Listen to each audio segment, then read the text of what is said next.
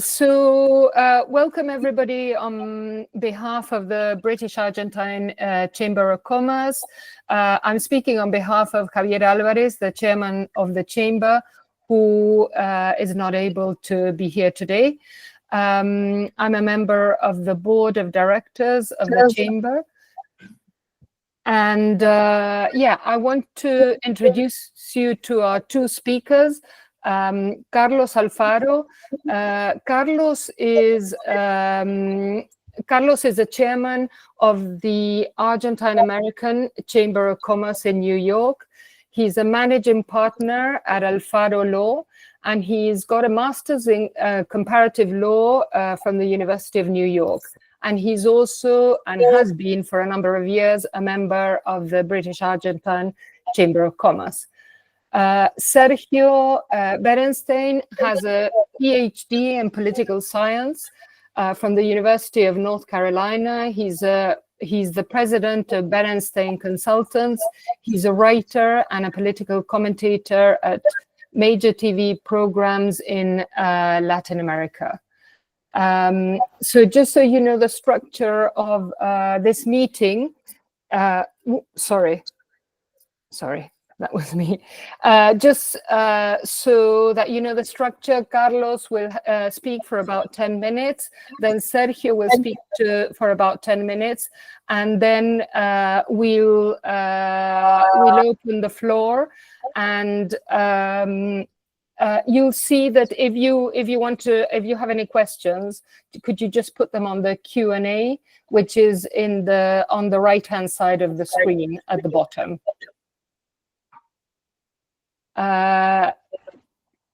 Thank you. Carlos, would you like to start then? Okay. I think that one of the things that puzzles most of the people is who is Milei and which are his policies and where those policies are rooted. I will summarize that the Milei's core philosophy is a contractual relationship. He believes that the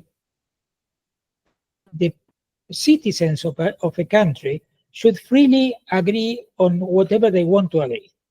And that goes from the economic point of view as well as the cultural point of view. And as long as the people in a free relationship agrees on something, that's fine. The government should not intervene. This probably is a very old policy based on Rousseau, on Hobbes, but he truly believed in that policy.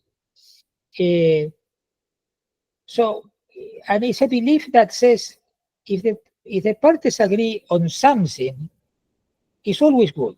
Nothing can be wrong. And it has some consequences that, for example, monopolies, in the mind of Milei, if there is a monopoly, it could be good for the society. Why? Because it was freely agreed, it will reduce the prices, and it will produce a very orderly society. So, and if we compare the philosophy of Milei, that parties to citizens in a country should freely discuss something, and if they win, it is okay.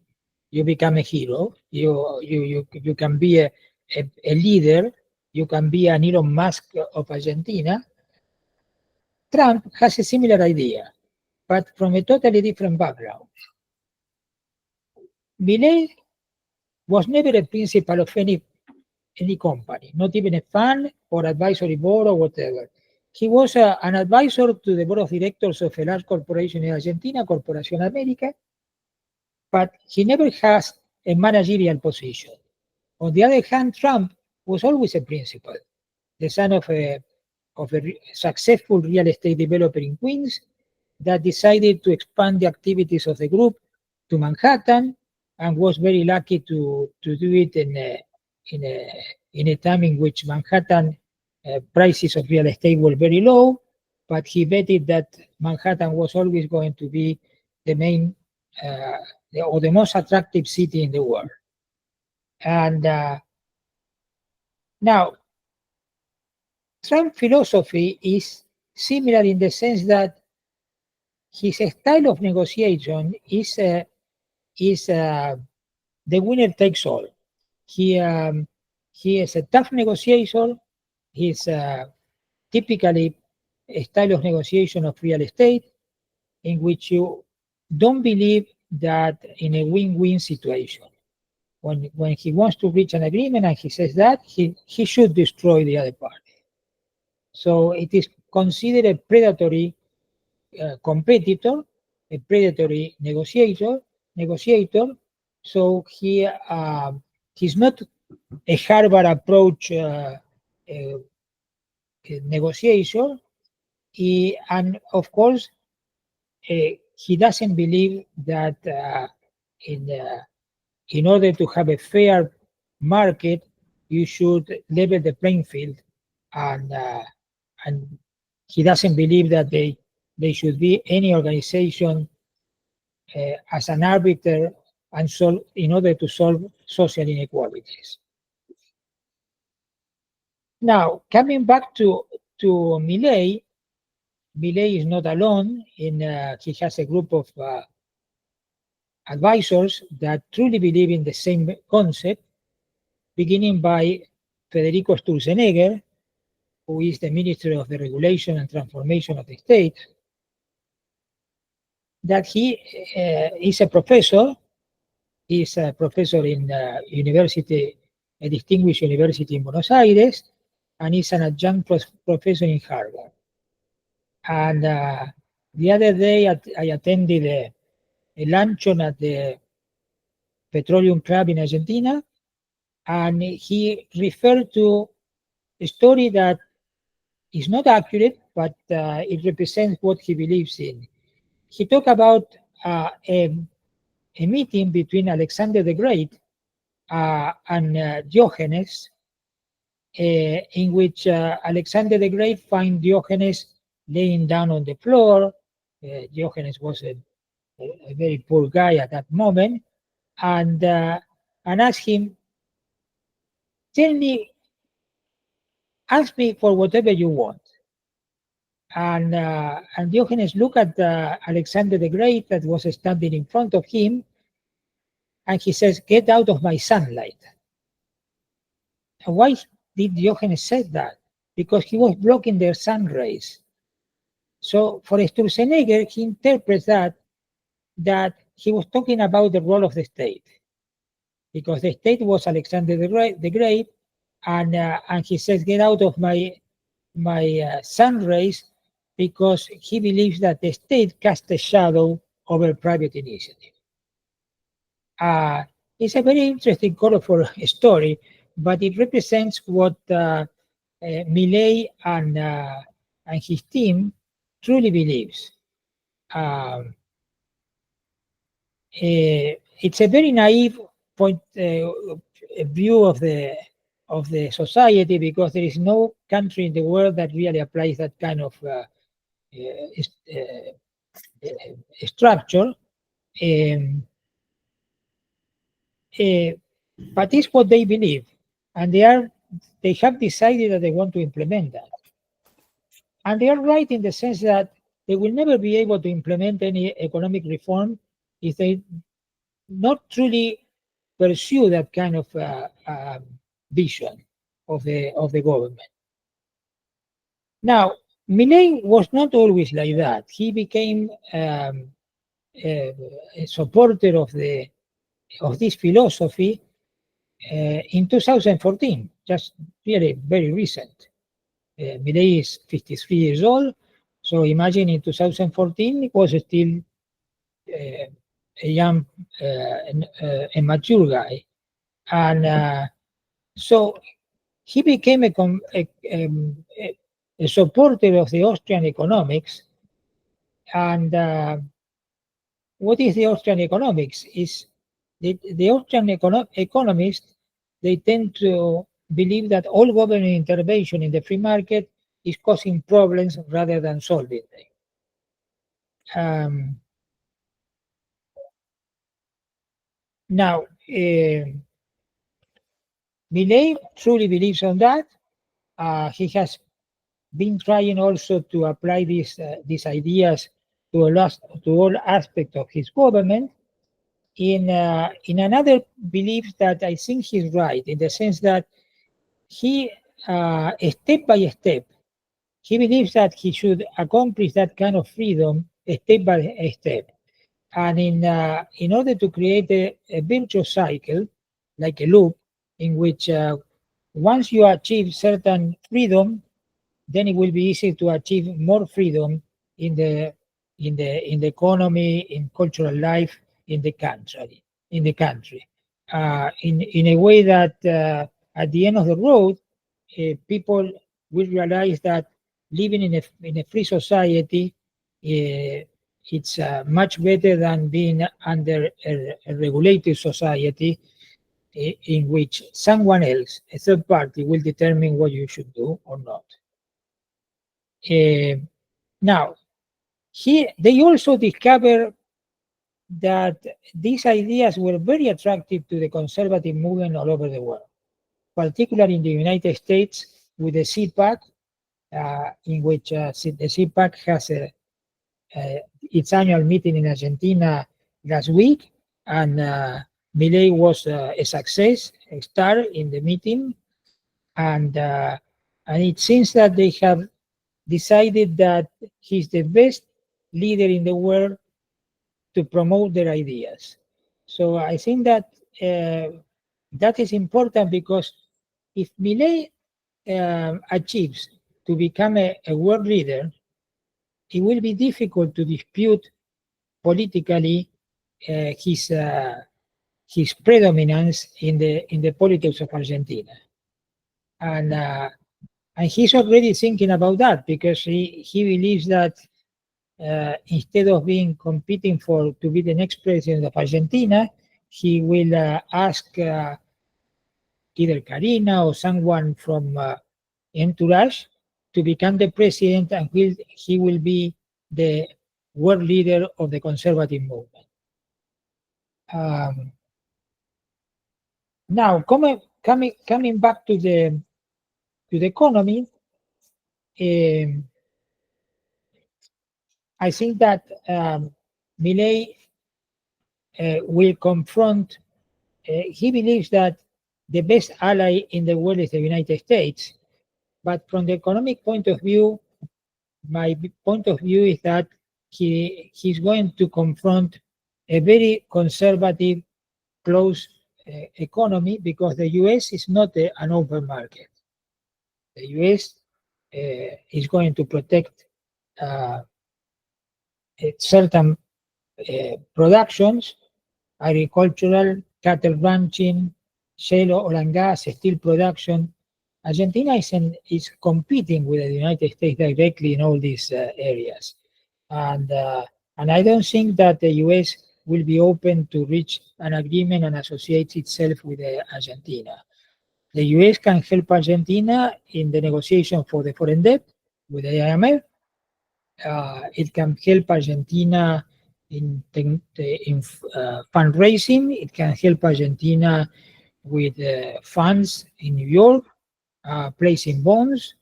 But in all the other areas in which Argentina competes with the United States, Trump will defend the US over any particular agreement with Argentina. So I don't see that we are going to see a kind of Menem-Bush type of relationship, because they will confront on many issues. So I think that in a nutshell is my view. It's I don't see an alignment between Argentina and the United States in many of the economic issues, and I see the two personalities that are very abrasive and very egotistic, that may raise some reservations for the future. Great. Thank you very much, Carlos. So, Sergio, you've got the floor. Thank you so much for having me. It's a pleasure to share my views on this very peculiar Argentine political process. The goal of this short presentation is going to basically be what I would like to do is to understand or share my views on how come Milei was so effective, having won the election by just, as you know, in the second runoff by a good difference, but the balance of power in Congress was very unique. He got 15% of the House, 10% of the Senate, no governor. Argentina is a federal country. We have 24 provinces. No governor belongs to La Libertad Avanza, to the president's party. However, the president was able to navigate the first year of office with a very effective strategy. And today, he's actually the center of attention. He concentrates media attention, and he has a very aggressive and ambitious policy reform agenda. Moreover, at the beginning of his term, we have different pundits in this country thinking that Milei was not going to be able to survive. There was a joke. Milei was called Easter, Semana Santa in Spanish. Why? Because he was going to fall, caer, either in March or April, right? Well, that didn't happen. Milei not only was able to survive all the political obstacles that the more radical opposition had in mind, he actually was able to divide all the opposition parties.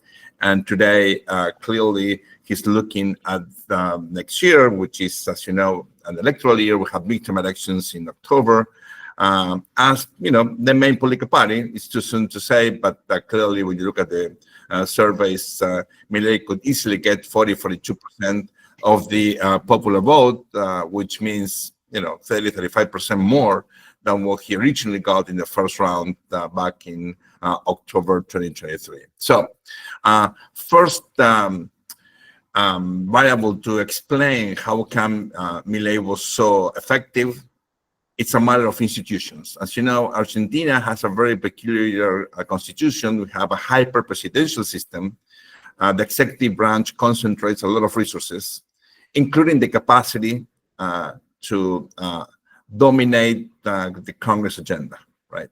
And truth be told, even though the president had very little experience in public office, just 2 years as a representative, no previous experience in politics, he proved to be very effective in using all the resources of the presidential system. Right? So institutions made a huge difference. Ironically, Milei is very critical to the Argentine constitution, right? And he wants to go back to the original draft of 1853. As you may remember, we amended the constitution quite substantially back in 1994. But regardless of that, clearly he was very, very smart in using all the resources, some of them quite controversial. For instance, we have what the in the US jargon will be called executive orders, decretos de necesidad de urgencias, DNU, right, in the Argentine jargon, which are a very interesting instrument that the executive branch could use to basically legislate. Well, you need just the support of one of the chambers, either the House or the Senate, to transform this into law. And the president used this very effectively, very smartly along this first year in office. And obviously, you have some limitations. You cannot use this when it comes to criminal law, electoral law, and taxation. But there is a way, a huge range of issues that are feasible to legislate through DNUs, and the president did that, right? And last but not least, the president, in the context of a very, very rough, orthodox fiscal adjustment policy, imagine that transfers to province were cut by 30%, right? And no capital investment, no public works. In that context, the president, regardless of that, was able to reach some very interesting agreements with parents governors, but particularly those from the Northwest. relatively poor provinces that need some transfer of money from the federal government. Well, Milei used that in a very smart fashion as well. So you may argue that by using both formal institutions, the presidency, and informal ones, right, discretionary transfer of money from the treasury to the provincial treasuries, the president was, very effective in navigating this first year. So institutions matter, first and foremost. Second, you have to give the president some credit, right? In the sense of he became a very pragmatic leader. People thought at the beginning that Miguel was going to be an ideologue, and to some extent he is, right? You look at his narrative; it's very strong. As Carlos indicated, he wants to be one of the most important global leaders of this new conservative movement, and so if you read his speeches and he's very active in going abroad and giving us the opportunity to basically understand his vision. Obviously, he has strong ideas. However, when you look at the way he governs, he's extremely eclectic, very pragmatic, right? And he's willing to go across the aisle and reach consensus with different political actors. Interestingly, we thought at the beginning of this term that Milei was going to, reach some kind of agreement with Mauricio Macri's PRO, right? Why? Well, because of the support that Macri actually provided to Milei, especially in the runoff last year. Also, because of some ideological common ground. Well, that didn't happen, right? And they have a very controversial relationship. However, Milei, and his team, which is not very deep, right?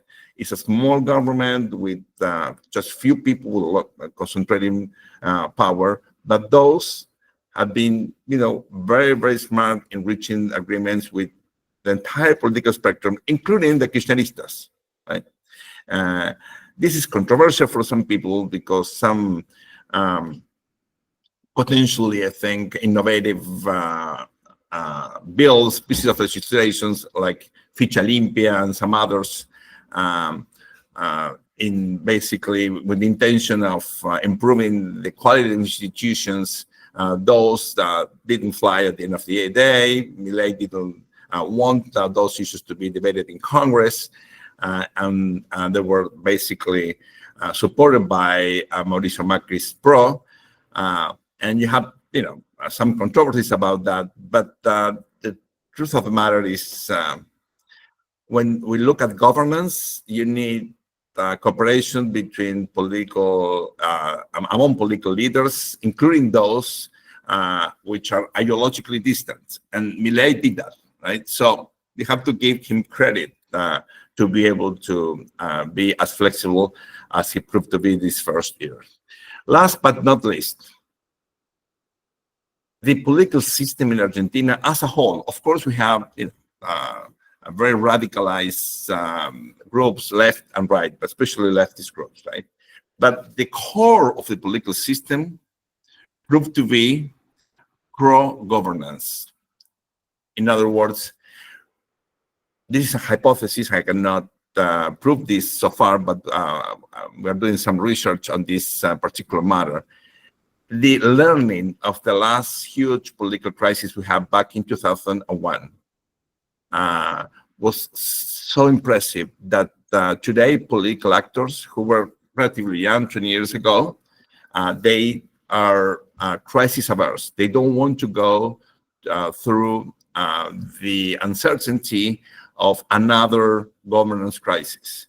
So you will be surprised. You look at Argentina, and we have the impression that this is an unstable, politically unstable country. Anything can happen. You have sea changes in policy, could go left and right. And to some extent, it's true, right? We have pro-market reforms in the 90s, and the country, I thought at the time, was in the right direction in terms of rules of the games, etc. And after the 2001-2002 crisis, we have this reversal towards populism, and the same party that implemented market reforms was in charge of implementing popular reforms. So, I mean, clearly there is some instability, policy instability here, right? However, you see Brazil, impeachment, right? You see Peru, which is a very dysfunctional, politically dysfunctional country. We have impeachment even in Paraguay, which is very stable, right? But President Lugo was impeached. I mean, we have episodes, of course, Bolivia is very unstable. We have episodes of instability, with the exception of course, Uruguay, in the entire Southern Cone. Now, in the last 20 plus years, Argentina was able to navigate a very controversial process, but with no incidents in terms of governance, right? And my impression is that this proved to be one of the reasons why you have cooperations from different parts of this political system. Even the Parents Party, of course, a chunk of the Radical Party, PRO itself, and a bunch of independent legislators who are really willing to help President Milei compensate the fact that his party in Congress is so weak. So institutions matter, leadership matter, and President Milei proved to be eclectic and pragmatic. And last but not least, political culture matters as well. That explained why Milei was so effective during this first period. Of course, this election next year is going to be key to consolidate all the effort that he was able to implement this year. But clearly the country is now with no doubt whatsoever in terms of who is running it, right? Milei is the president, regardless of the way he was elected, regardless of the fact that he was inexperienced. That Libertad Avanza as a party has such a weak fundamentals. He's in charge, and clearly the opposition is very divided. We'll see what's going to happen, but not reservation whatsoever. Milei today is the center of the political spectrum. Thank you so much. Thank you very much, Sergio, and thank you, Carlos. We've got a couple of questions here in the chat. The first one is, how do you view the balance between reducing public spending and addressing social needs? And on the social side, what steps, if any, should the administration take to alleviate these social tensions while continuing reforms?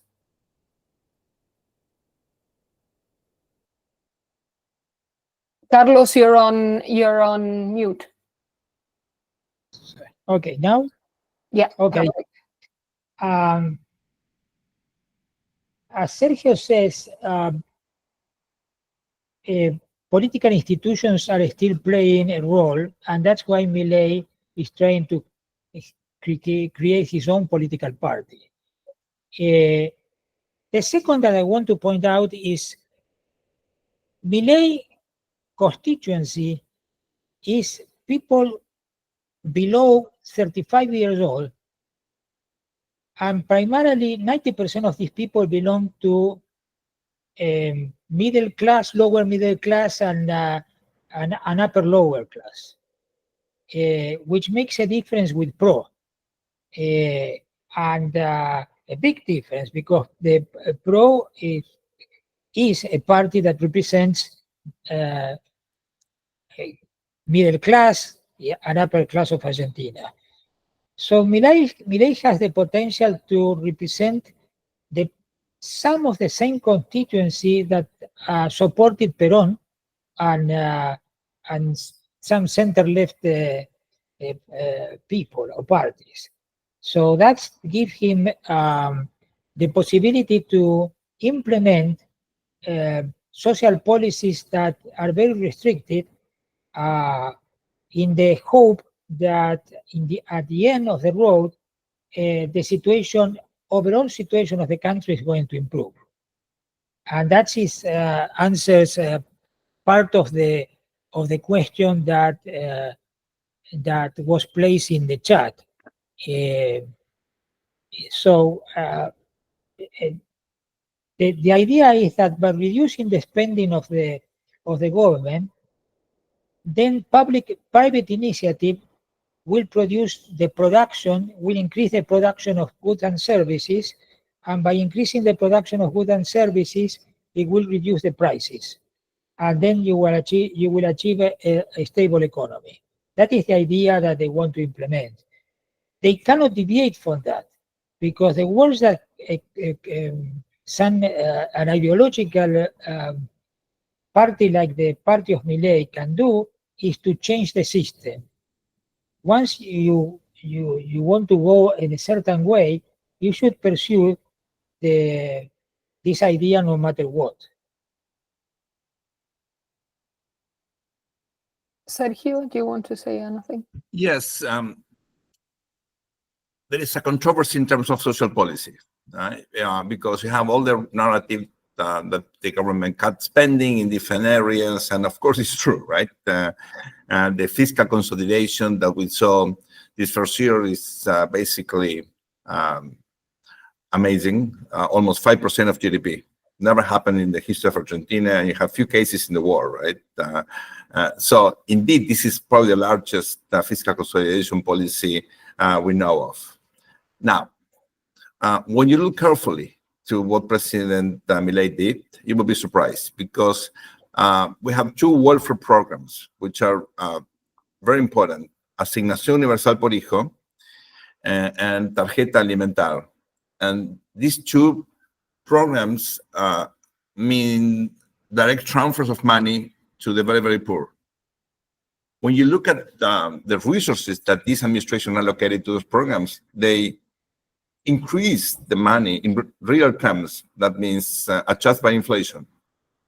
So they are spending more in social policy than the previous administration. Certainly, what they did is to cut all the spending that would mean financing, quote-unquote, social movements, piquetero movements, etc. Right? So that had a very strong political implication, because you don't see these guys in the streets. They have to make a living now. So, you know, they are not using public resources on a regular basis, as it was the case in the last 20 plus years. But in terms of understanding why we have so limited amount of conflicts, I mean, it's Argentina. It's always going to be a conflicted country, right? But the level of conflicts we have is relatively low, considering the fact that we indeed see this country implementing this huge fiscal consolidation effort. So, you know, you have to give this administration some credit as well in terms of the priorities in resources allocated. And with that, you know, there's a lot to be said about, for instance, retirees, their income fall in real terms, probably 18% or so in the last year, and they didn't have good compensations to begin with beforehand. There is a lot to be said about public employees, right? Because they're reducing the amount of employees, and it's controversial. As we speak, we have conflicts both at the national and provincial level because of that. But in assessing policies towards the poor, I think this administration was ironically more progressive, right, than the previous one, despite all the ideological implications that you may think was going to be the case, right? Thank you. The next question is, with Argentina lacking a free trade agreement with the US and Trump saying tariffs are his favorite tool, how do you expect the latter to be deployed, if at all, and in the Argentine context? Would critical supply chains like lithium and oil and gas be impacted? Carlos, do you want to start? You're on mute, Carlos. Argentina is sitting on a very important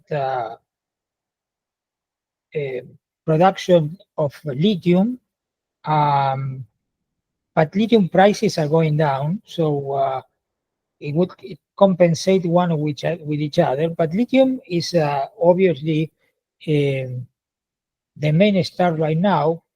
The second one is copper in Argentina.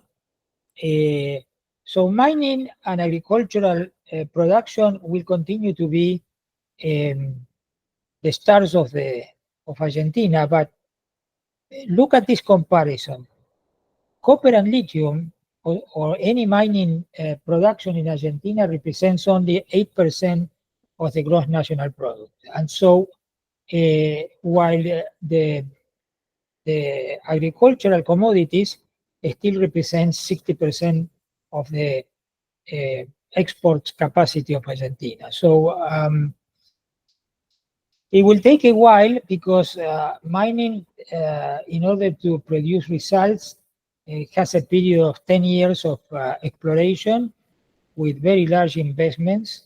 And that's why it requires a lot of tax deductions and subsidies and promotion. While in agricultural commodities, so far they don't require such large amount of money.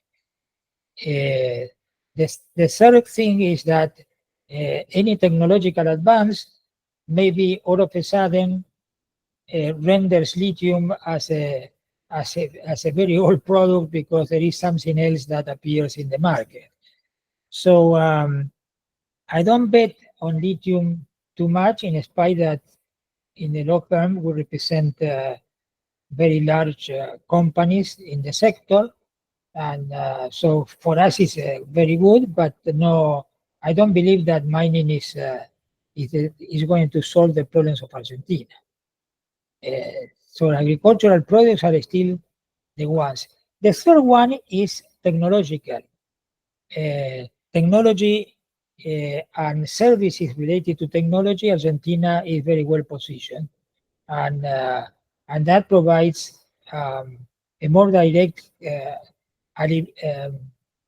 results for the general public, especially the young people.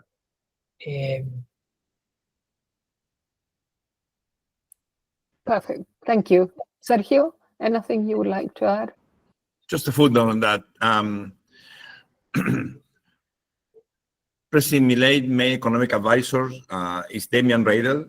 Damian is a former Wall Streeter, but he's a physicist by training. And he's been working in the last 10 months to basically bring specific investment on artificial intelligence. President Milei went personally both to the Silicon Valley and later to the Sun Valley in Idaho, to this typically conference that brings together the most important leaders from the private sector. And, you know, it's too soon to say what is going to fly or not, but I wouldn't be surprised if we have a couple of announcements in the next year or so.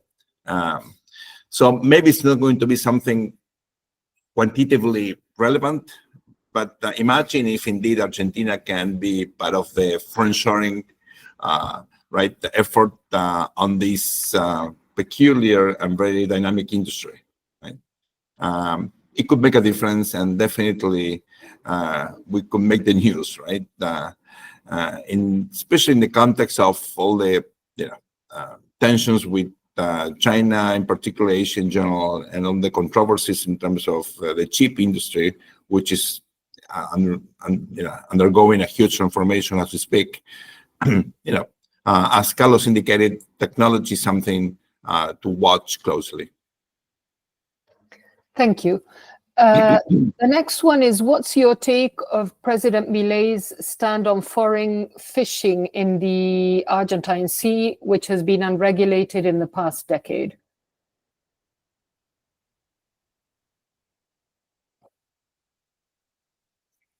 Carlos, you're muted. Sorry. Fishing has always been the neglected market of Argentina. Although you have a very active company that is from Tierra del Fuego that bought some fisheries, and for example, Argentina has become an ex-exporter. I think that probably the largest exporter of shrimps and in the world.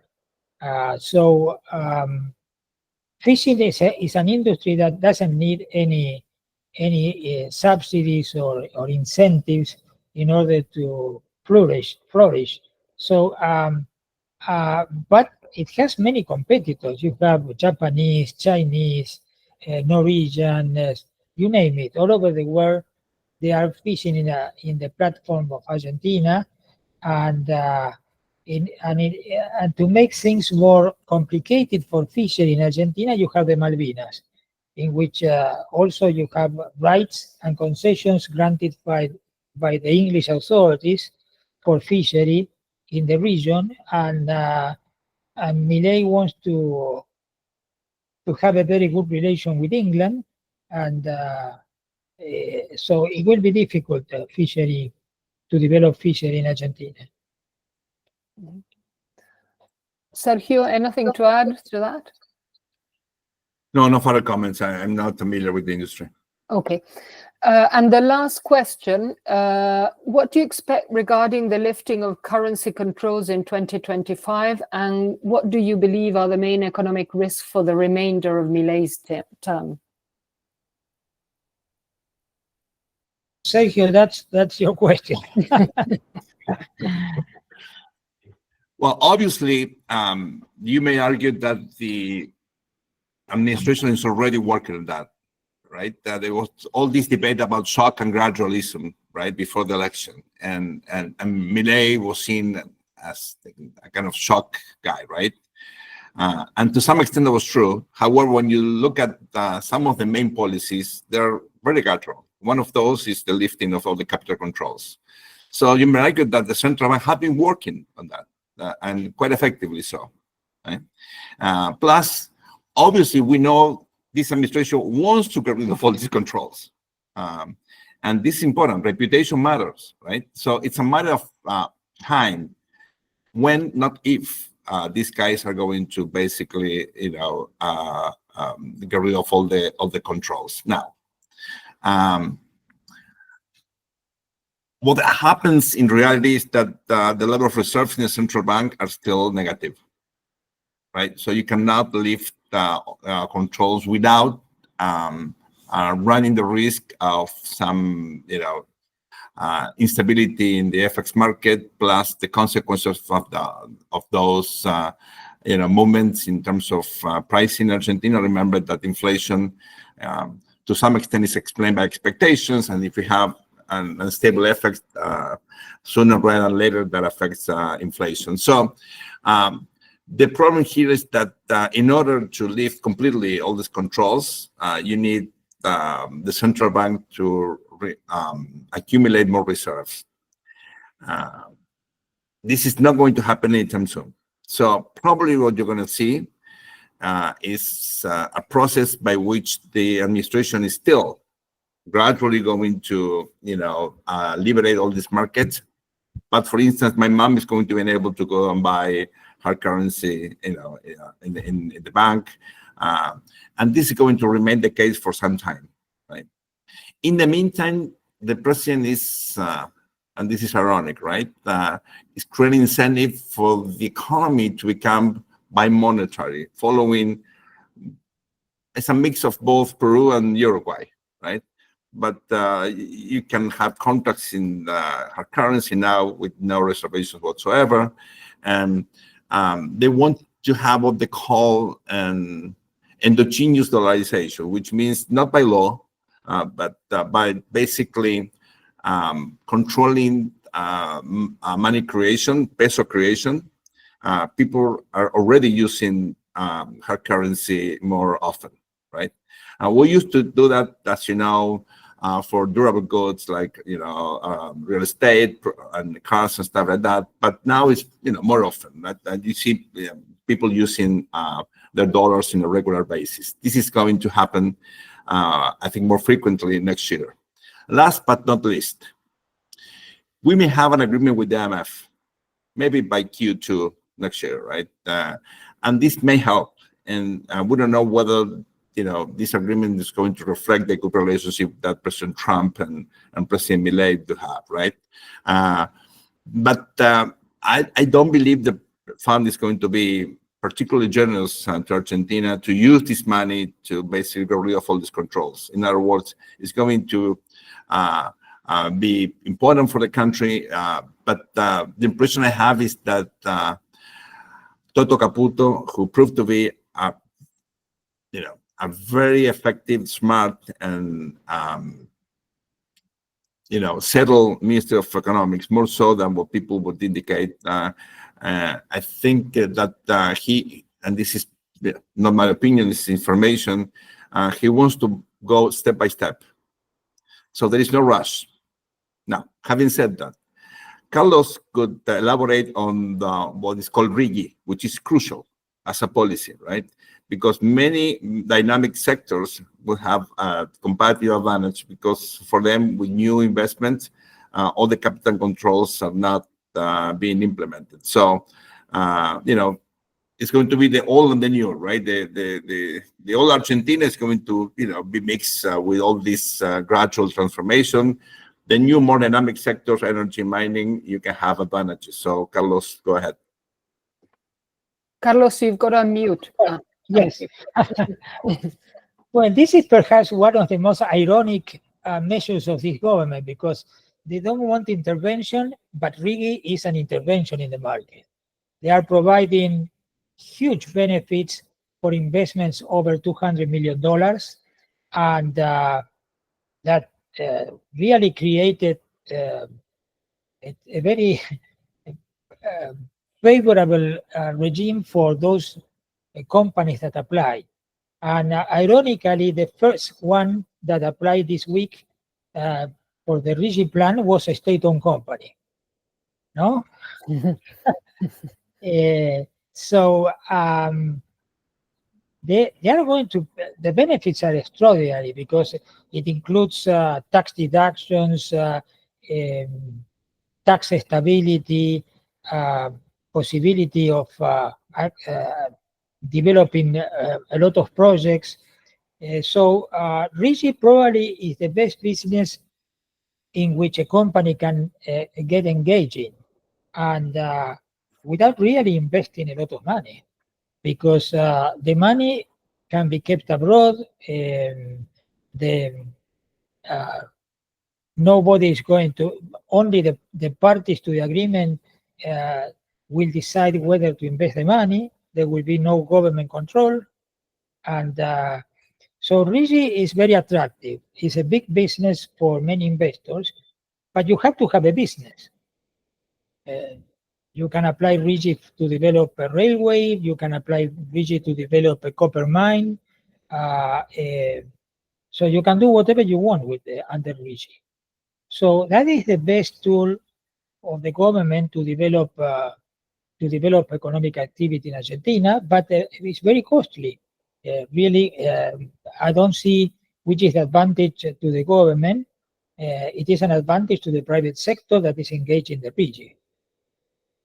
With respect to what you mentioned, the IMF and the Caputo, I think that the main reason for Argentina to reach an agreement with the IMF is capital markets, because that will allow Argentina to go back to the bond market and get free funding, fresh funding for placing bonds in the market, in the international market, and that will create a very beneficial effect in the investor sector worldwide. Great. Well, thank you. I think we've come to the end. Both Carlos and Sergio, thank you so much for your time today and for the presentation. And thank you everybody for attending. And well, I would also like to wish you all a very happy Christmas and a happy New Year on behalf of the BACC.